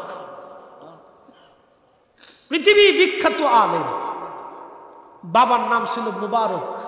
তিনি একজন কৃতদাস ছিলেন, কৃতদাস। তুর্কি এক ধনাঢ্য জমিদার ব্যক্তির কৃতদাস ছিলেন, অনেক বিরাট সম্পদের মালিক, কিন্তু মুসলিম। হযরত মুবারক রাহমাতুল্লাহ আলাইহি মালিকের বাড়ি গেলেন। মালিক থেকে ডাক দিল, মুবারক, আমার বিরাট বড় বড় ফলের বাগান, আনারের বাগান, আঙ্গুরের বাগান, আর খেজুরের বাগান, আর এই মালটার বাগান। মুবারক, তুমি পাহারা দিবা। হযরত মুবারক রাহমাতুল্লাহ আলাইহি পাহারা দিতে লাগলেন। 6 বছর পর মালিক গেছে। একসাথে বলবেন মারহাবা। কয় বছর পরে মালিক গেছে? 6 বছর পরে। আমাদের দেশে কোনো দোকানদারে যদি ওই কি বলে সেলসম্যান হেল্পার রাইখে দিয়ে মালিক যদি চলে আসে, ভালো করে বিক্রি করিস, যান বিক্রি করবানি, 6 মাস পরে দেখে যে দোকানের মাল নাই, কি হয়েছে খুব শেষ। বুঝতে পারছেন? ও মনে করছে মালিক মেরে দিলে আমি বেঁচে গেলাম, ও বাঁচলে আমি বাঁচলাম। কি কথা ঠিক কিনা? তো 6 বছর পরে মালিক গেছে, যাই বলতেছে, মুবারক, আমারে একটু টক আনার এনে খাওয়া। তো মুবারক আনার এনে দিছে, আনার মিষ্টি।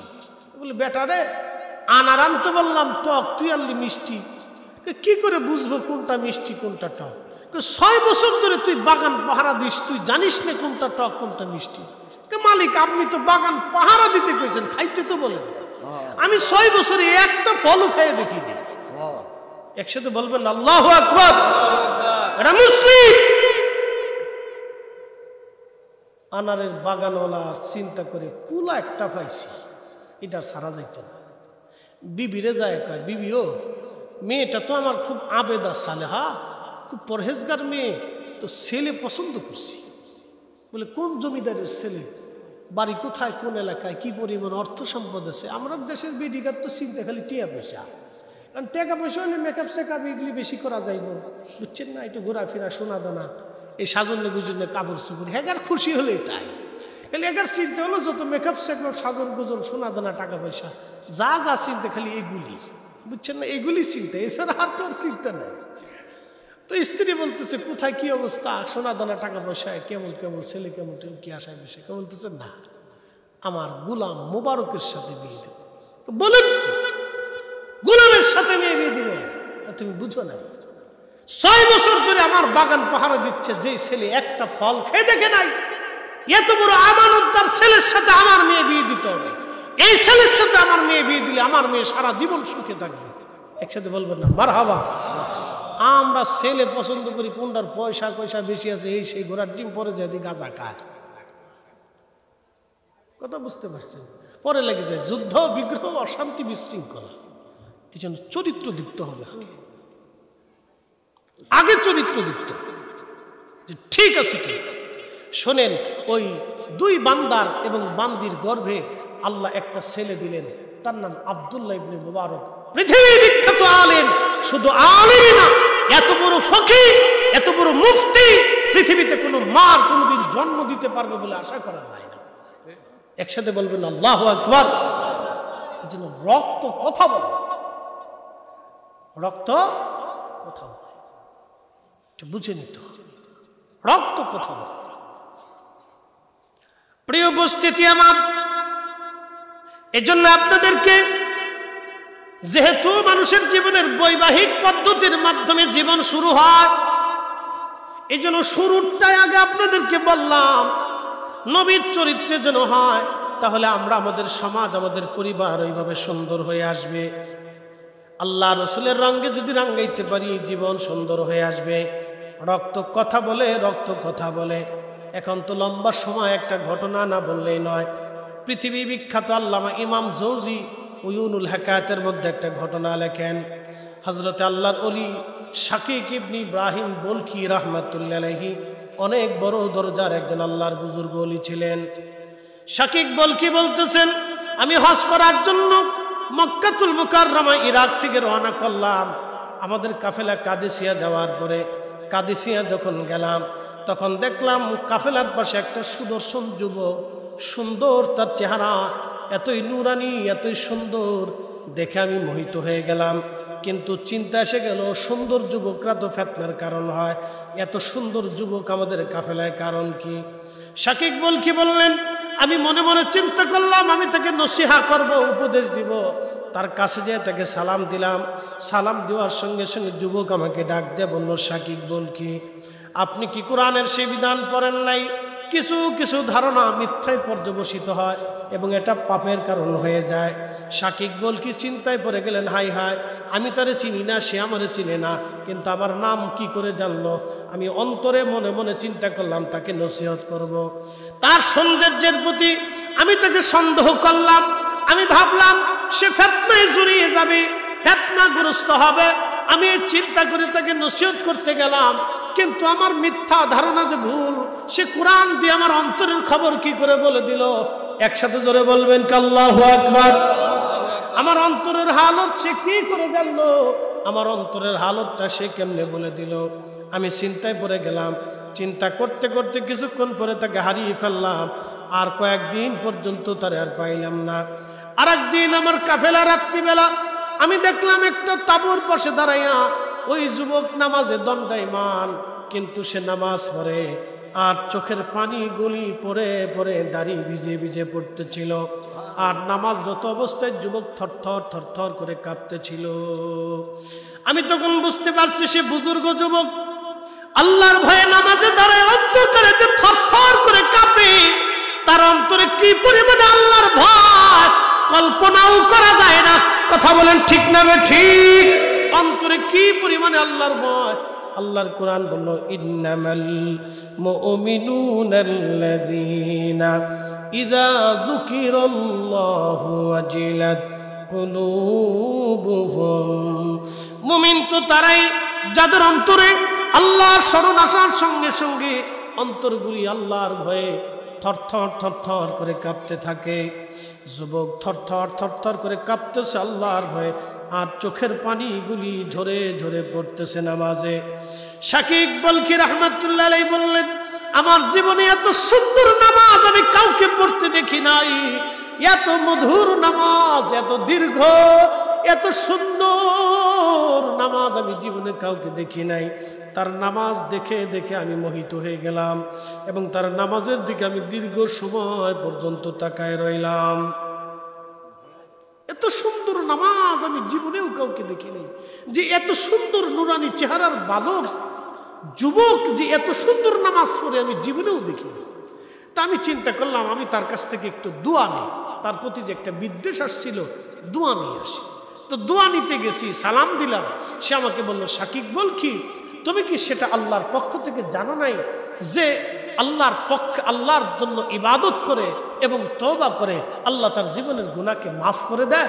একসাথে বলবেন আল্লাহু আকবার।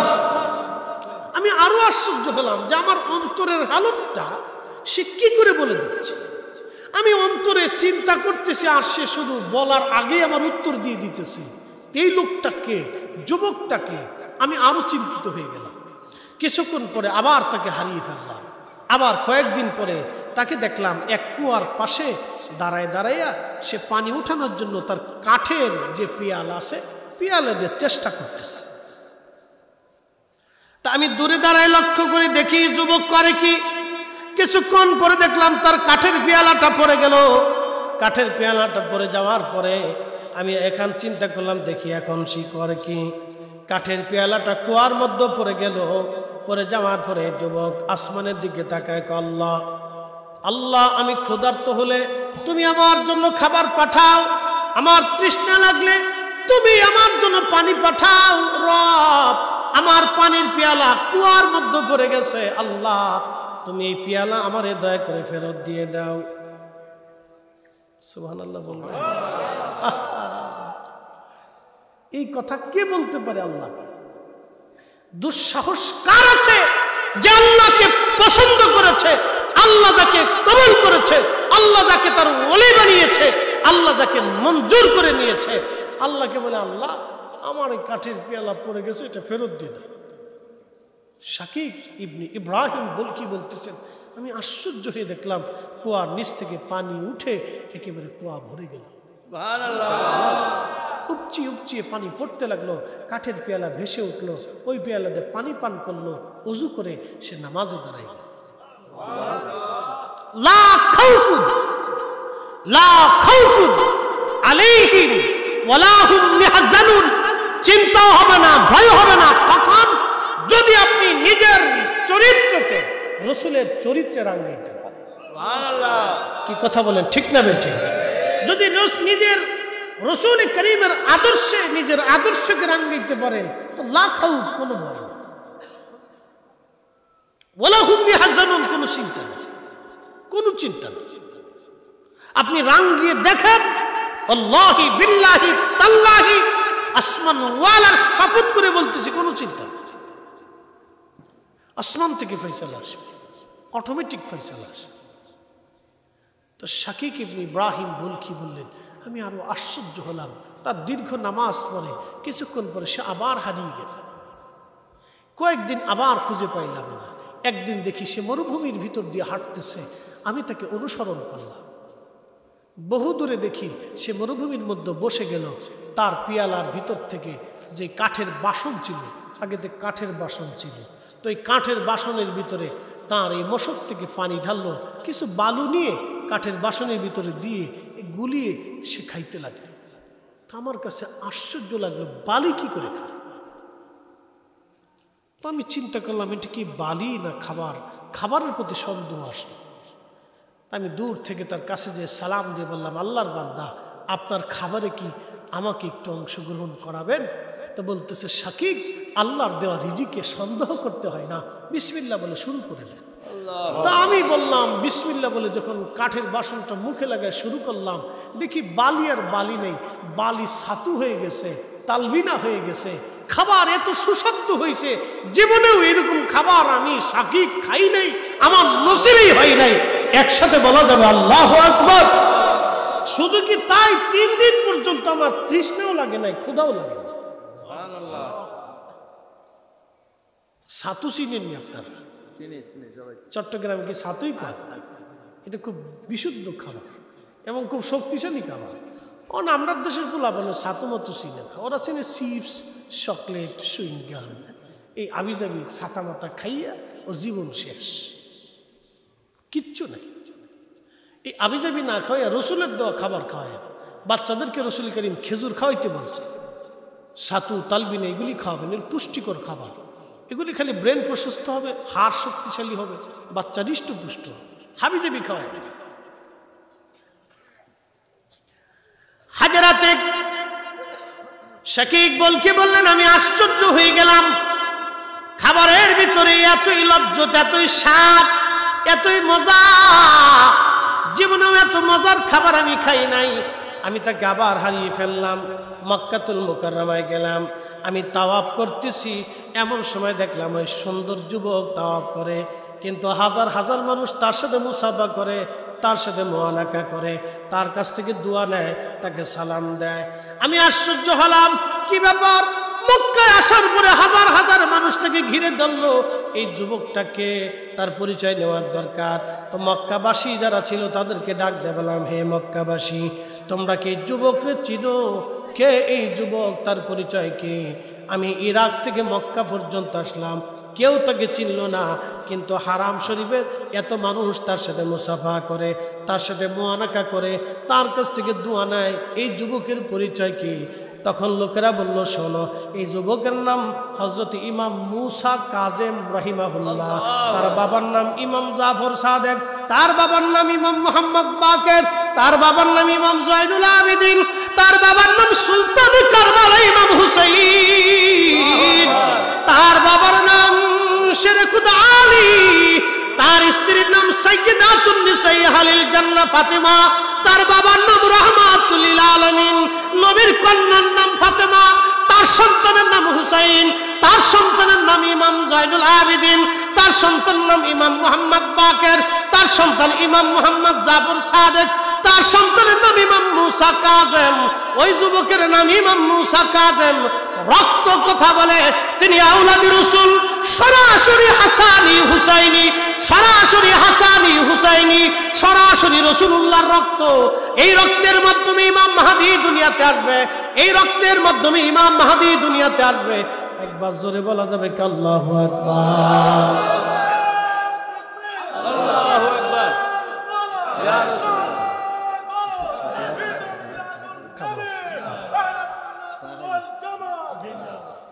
এই রক্তে হুজুর গাউসে পাক মহিউদ্দিন আব্দুল কাদের জিলানী, সুবহানাল্লাহ, কি বাড়ি যাইয়া ওনার পরিচয়টা নিয়ে যান। এই রক্তে, এই রক্তে, এই রক্ত ধারা অনুযায়ী হুজুর গাউসে পাক মহিউদ্দিন আব্দুল কাদের জিলানী, রক্তের ওজন কতই বল বুঝে, রক্তের দাম কত বুঝে, বুঝতে পারছেন? এই জন্য আপনাদেরকে অনুরোধ করব, সূচনাটা যেন বিশুদ্ধ, বৈবাহিক বন্ধনটা যেন রসুলের তরিকায় হয়, তাহলে আমাদের পরিবার সুন্দর হবে। পরিবার সুন্দর হলে সমাজ সুন্দর হবে। আমাদের জীবন আমরা রসুলের চরিত্রে রাঙ্গাইতে পারবো, গঠন করতে পারবো। সূচনাটা যেন বিশুদ্ধ হয়।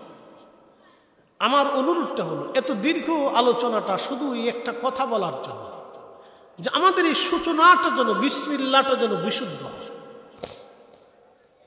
অনুরোধ করব, বৈবাহিক পদ্ধতিটা যেন রসুল করিমের সুন্নাহ মোতাবেক হয়, এর ভিতরে যেন কোনো বেহায়াপনা না ঢুকে, বিশৃঙ্খলা না ঢুকে। চেষ্টা করবেন বিশুদ্ধ রাখার জন্য, বিশৃঙ্খলা যাতে না ঢুকে। আল্লাহ বিশৃঙ্খলা থেকে আমাদেরকে দূরে থাকার তৌফিক দিন। উপস্থিতি কলিজার টুকরো যুবক ভাইয়েরা যারা শাদী করেন নাই, আগামীতে করবেন। আমার বোনদেরকে বলবো, যারা আগামীতে যাদের বৈবাহিক বন্ধনটা আসবে, তারাও যেন বৈবাহিক বন্ধনের সময় শর্তগুলি দিয়ে নেন, যে বিশৃঙ্খলা যাতে না হয়। আমি আপনার ঘরে যাব ঠিক আছে, যেন আপনার ঘরে আমি যে বিশৃঙ্খলার শিকার না হই। যাবো বটে, কিন্তু আমাকে যেন পণ্য সামগ্রীর মতো প্রদর্শনী বানাই দিয়ে না, কুরবানির গরুর মতো প্রদর্শনী বানায়। বলে, হুজুর এটা কি? বিয়ে করে বউ নিয়ে আসছেন আপনি, কুরবানির পশুর মতো বউ সবাইকে দেখাইতে হবে, কারণটা কি? ছি ছি ছি, লজ্জা শরম তো করা উচিত। একবারে গলায় মালা টালা পরে কুরবানির পশু যেভাবে সাজায় গুজায় তেল টেল মালিশ করে দিয়ে একবারে হাটে বাজারে প্রদর্শনী করতেছে না, দাম কত হাঁকানোর জন্য। আপনার স্ত্রী বিয়ে করে আনার জন্য সাজিয়ে গুজিয়ে অন্য বেটাকে দেখাইতে হবে। কথা বুঝেন নাই মনে হয়? বুঝে যেতে হবে। অন্য পুরুষ আপনার স্ত্রী দেখবে কেন? অন্য বেটাকে দেখানোর জন্য তো আপনার স্ত্রী আপনি সাজিয়ে রাখবেন না। এই জন্য সূচনাটা বিসমিল্লাহ যেন আমাদের ওই রসুল করিমের মহান আদর্শের সাথে মিল রেখে হয়। আমরা চেষ্টা করবো এটা করার জন্য। প্রত্যেক মুরব্বী বাবার দায়িত্ব থাকবে এগুলি পর্যবেক্ষণ করা এবং এগুলি মুরব্বীদের সাথে বসে শর্ত করা যেন বৈবাহিক পদ্ধতিটা আল্লাহ বরকতময় করে দেন। বিবাহটা কোনো ছেলে খেলা না, এটা একটা জীবন, একটা সূচনা, একটা পরিচয়। খালাকনাকুম মিন যাকারিন ওয়া উনসা, আল্লাহর কোরআন বলতেছে আমি একজন মানুষ এবং একজন পুরুষ একজন নারী দিয়ে আমি পৃথিবীতে মানব জাতির সৃষ্টি করেছি এবং এই জাতিকে বৃদ্ধি করেছি। বহু সন্তান পৃথিবীতে আসছে। আল্লাহ রসুল বলছেন তোমরা বিবাহটাকে সহজ করে দাও, বৈবাহিক বন্ধনটাকে তোমরা সহজ করে দাও। এটা আমরা ধীরে ধীরে ধীরে ধীরে জটিলতার মধ্যে নিয়ে আসছি। একজন বিয়ে করতে হলে চলনে কয়েকশো লোক নিয়ে যাইতে হবে, না নিলে এ বাজার এ খুশি, এ বাজার এ বাজার, এখানে সেখানে নানান ফেঁসাফেঁসি, অনেক বৈবাহিক অনুষ্ঠানে মারামারি পর্যন্ত হয়। জামালপুরে এক খবরে দেখলাম বিয়ের বাড়িতে খাবার নিয়ে মারামারি করে একজন নিহত। ব্রাহ্মণবাড়িয়াতে দেখলাম খবরে একজন বিয়ে বাড়ির গেট নিয়ে টাকা পয়সা নিয়ে মারামারি করিয়ে এই বিরাট বড় হট্টগোল, কয়েকজন আহত। কি এক পাগলের পোলা, পাগলের কায়দা বায়দা। একটা পবিত্র বন্ধন আত্মীয়তার অনুষ্ঠান হতে যাচ্ছে, এখানে মারামারি হবে কেন আর ঝগড়া হবে কেন? কাজটা তো রসুলের সুন্নত। বিবাহ না হলে আমার মায়ের পরিচয় ছিল না, আমার নিজের কোনো পরিচয় ছিল না। আমার আব্বা এবং মায়ের পবিত্র বৈবাহিক মিলনের মাধ্যমে আল্লাহ আমার একটা বাবার পরিচয় দিয়েছে, মায়ের পরিচয় দিয়েছে, ভাইয়ের পরিচয় দিয়েছে, বোনের পরিচয় দিয়েছে, দেশের পরিচয় পেয়েছি, ধর্মের পরিচয় পেয়েছি, একটা জীবন পেয়েছি, একটা সংসার পেয়েছি। তাহলে এই কাজটার সূচনাটা যেন রসুলের তরিকা হয়, এটাই হলো আমার মূল বক্তব্য।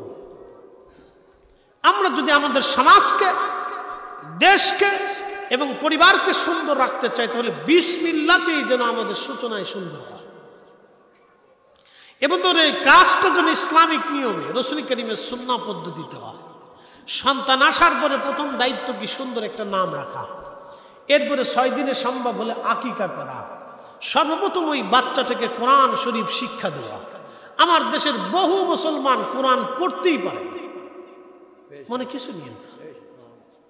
অনেক মুসলমান আছে কোরআন শরীফ পড়তেই পারে না। তাহলে বোঝা গেল এই ব্যর্থতা কার? বাবা মা। মাদ্রাসাও আছে, মক্তবও আছে, কিন্তু পড়তে পারে না। তাহলে ব্যর্থতা কার? বাবা মার। সর্বপ্রথম একটা বাবার দায়িত্ব, মায়ের দায়িত্ব বিশুদ্ধভাবে সন্তানকে কোরআন শেখানো ওই বাবা মার জন্য একবারে অবশ্যই কর্তব্য। তাকে বিশুদ্ধভাবে কোরআন শিখাইতেই হবে। এগুলি আমাদেরকে বুঝতে হবে। একটা ছেলে যদি রসুল করিমের সুন্নাহে, আল্লাহর কোরআনের আইনে, নবীর তরিকায় চলে আসে, তাহলে এটা আমাদের জন্য অনেক বড় প্লাস পয়েন্ট। বুঝলেন, সে মানুষ হয়ে গেল, দুনিয়াও মুক্তি, আখিরাতে মুক্তি। প্রিয় উপস্থিতি আমার,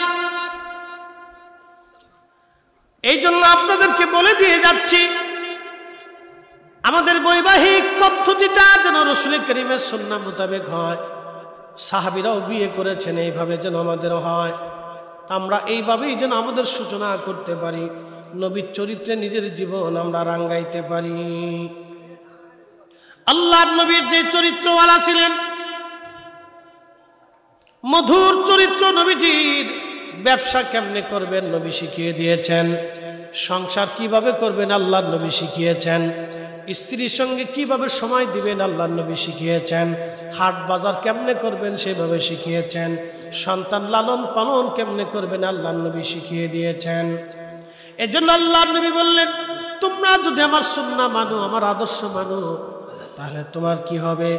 মাই ফিল জান্নাহ, তুমি আমার সঙ্গে আল্লাহর জান্নাতে চলে যাবে, আল্লাহর জান্নাতে চলে যাবে, আমার সঙ্গে খোদার জান্নাতে চলে যাবে। একবার জোরে বলা যাবে কি আল্লাহু আকবার। নবীর আদর্শ মানলে নবীর সঙ্গে জান্নাত। আল্লাহ রাসূল বলেন, আল মারু মা মান আহাব্বা, তুমি যাকে ভালোবাসবে তার সঙ্গে তোমার হাসর নাসর হবে। আমরা ওলিদেরকে কেন ভালোবাসতে বলি কেন? বারবার ওলির কাছে যান, সোহবতে যান, আলেমদের কাছে যান, বুজুর্গদের কাছে যান। কি জন্য যান? তাদের সোহবতে বসলে মানুষ শিক্ষা অর্জন করে। সোহবতের শিক্ষা হলো দামি শিক্ষা, সোহবতের চাইতে শিক্ষা হতে পারে না। সোহবতের শিক্ষাটা হলো সবচেয়ে দামি শিক্ষা। আমার দিকে তাকান, আবু যর গিফারি, তিনি রসুলের একজন সাহাবী ছিলেন, খুব মস্ত বড় বুজুর্গ এবং জাহিদ সাহাবী, দুনিয়া বিরাগী সাহাবী ছিলেন। সাহাবীদের ভিতরে অনেক কোয়ালিটি আছে, যেমন ওয়াসাল কারনি, যদিও রসুল করিমকে দেখেন নাই, কিন্তু তিনি দুনিয়া বিরাগী জাহিদ ছিলেন। আবু যর গিফারি দুনিয়া বিরাগী জাহিদ ছিলেন। আবু মুসা আশআরী দুনিয়া বিরাগী জাহিদ ছিলেন। হযরত ওমর ছিলেন বীর যোদ্ধা, আলী ছিলেন বীর মুজাহিদ, খালিদ বিন ওয়ালিদ ছিলেন রণকৌশলী বীর যোদ্ধা, বিরাট বড় জেনারেল। হযরত আবু বকর সিদ্দিক রাদিয়াল্লাহু তাআলা আনহু ছিলেন শরীফ, নম্র, ভদ্র, বিচক্ষণ, জ্ঞানী, ঠান্ডা তবিয়তের। উসমান গনি ছিলেন অনেক বড় ধনী, পয়সাওয়ালা, খুব লাজুক এবং খুব নরম চরিত্রের। একসাথে বলবেন না মারহাবা? এক একজন সাহাবীর এক এক ধরনের মর্তবা রাসূল করিমের দরবারে ছিল। তো ঠিক আবু যর গিফারি রাদিয়াল্লাহু আনহু ছিলেন জাহিদ সাহাবী, কিন্তু জানেন উনি আগে ছিল ডাকাত। গিফারি বংশের মানুষ ডাকাতি করত। ইসলাম গ্রহণ করার আগে তারা গিফারির বংশের মানুষ সবাই ডাকাতি করত। আমি সুনামগঞ্জের এক অঞ্চলে হাওড়ের সময় ত্রাণ দিতে গেছি, তো লোকেরা বললো, কয় হুজুর ওই গ্রামের সব ডাকাত, কয় গ্রাম শুদ্ধই চুরি করে, সবাইকে চোরের গ্রাম। বুঝতে পারছেন, গ্রামের সব চুরি করে। এরকম আছে কিছু অঞ্চল আগে ছিল, এখন আর নাই, এগুলো কমে গেছে। গ্রামের সব মানুষ, ওই এলাকার মানুষ বলে সব চুরি করে, তো ওই চোরের গ্রাম করে। তো গিফারি বংশের মানুষ ছিল ডাকাত, তারা ওই মরু অঞ্চলে ডাকাতি করে বেড়াত। হযরত আবু যর গিফারি সর্বপ্রথম মক্কায় আসলেন রসুলের সংবাদ দেওয়ার জন্য। আইসে নবী দেখেই কালেমা পড়ে ফেললেন। একসাথে বললেন আল্লাহু আকবার। কালেমা শুধু পড়েনি নাই, যারা মরু অঞ্চলে ডাকাতি করত, মানুষ খুন করত, দিনে দুপুরে জবাই করত, তাদের মতো মানুষ রসুলের সোহবতে বসে এমন চরিত্রওয়ালা হয়ে গেল যে দুনিয়া বিরাগী হয়ে গেল। সে একাকী থাকতো। সাহাবীরা এসে বলল, হুজুর আবু যর গিফারি একা থাকতে পছন্দ করে, সে আমাদের সাথে মিশে না। আল্লাহর নবী বললেন, তাকে একা ছেড়ে দাও, একা থাকতে দাও, সে একা একাই থাকবে, একা একাই মারা যাবে, কিন্তু তার জানাজায় বহু মানুষ আসবে। একসাথে কইলেন আল্লাহু আকবার।